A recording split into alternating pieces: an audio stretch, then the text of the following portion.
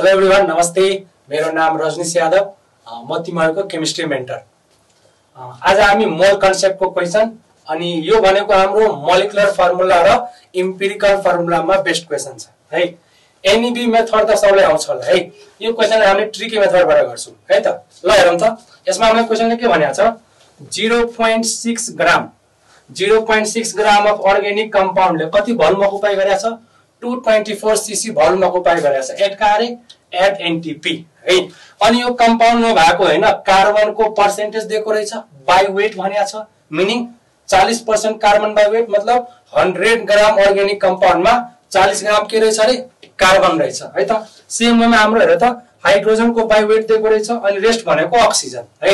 ल यो डाटाहरुमा केही नि युज गर्दिन, डाइरेक्ट क्वेशन सल्भ गर्छु फर्स्ट लाइनबाट। अब हेरौँ त, फर्स्ट लाइनबाट हामीले हैन कम्पाउन्डको मोलिकुलर वेट निकालौं है त।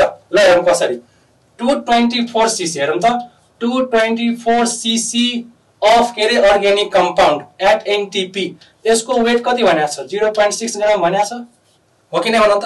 अब हेर त, कुनै पनि कम्पाउन्डले हैन, कुनै पनि ग्यासियस कम्पाउन्डको है 22.4 लिटर भोल्युम एट एनटीपी है, यति भोल्युमको वेट कति हुन्छ त। यति भोल्युमको वेट भनेको त्यो ग्यासको मोलिकुलर वेटको बराबर हो कि नै, किनभने यो भनेको 1 मोल ग्यासको 1 मोल ग्यासले अकुपाई गर्ने भोल्युम हो कि नै एनटीपी मा।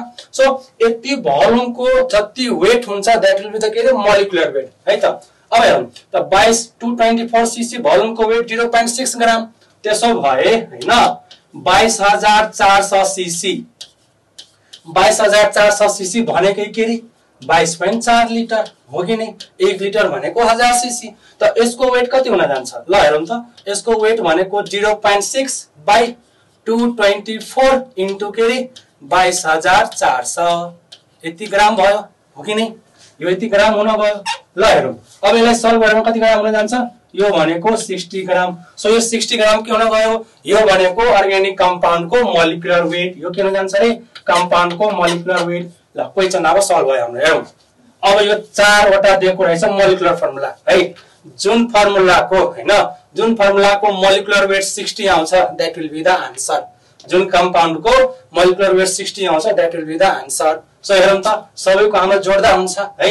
ल म डाइरेक्ट, मलाई आन्सर थाहा छ, म डाइरेक्ट यसको जोडिरहेको छु। हेरौँ त, C2H4O2 को हामीले मोलिकुलर वेट जोडौं। ल कति हुन जान्छ, 2 इन्टु कार्बन कति रे, दुईटा कार्बन छ त 2 इन्टु कति हुन जान्छ हाम्रो 12 हो कि नै, प्लस हाइड्रोजन 4 वटा छ, 4 इन्टु 1 प्लस अक्सिजन दुईटा छ त 2 इन्टु 16। ल भने कति हुन जान्छ, 12 दुनी 24 प्लस 4 प्लस के रे 32 हैन।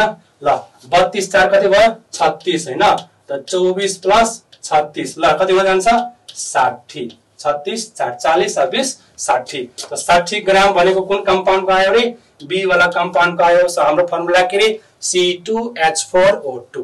सो यस्तो टाइपको क्वेशन आयो भने सिम्पल मोलिकुलर वेट निकाल्ने, जुन कम्पाउन्डको मोलिकुलर वेट आउँछ है त, आउँछ त्यो भनेको के रे हाम्रो आन्सर है त।